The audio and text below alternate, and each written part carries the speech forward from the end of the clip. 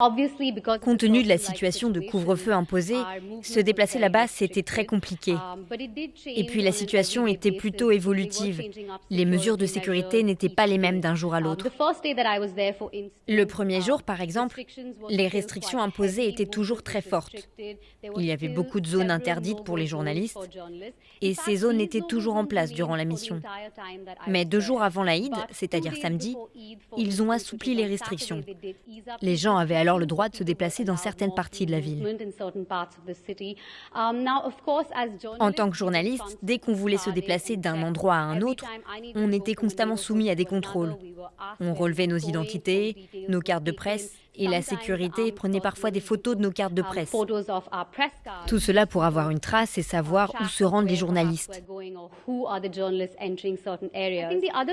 L'autre obstacle qu'on a rencontré là-bas, c'était la méfiance des Cachemiris.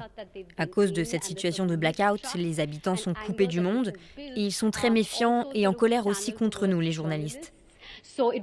C'était très difficile de recueillir des témoignages. Les gens refusaient d'être filmés et s'ils acceptaient de parler, c'était seulement hors caméra. La plupart du temps, c'était donc sans son et sans image. Il y a eu beaucoup de médias nationaux qui ont mal reporté la situation sur place. Les Cachemiris ont vu ces reportages qui ne correspondaient pas à la réalité du terrain, ce qui les a mis encore plus en colère. On a eu plusieurs défis pendant cette mission.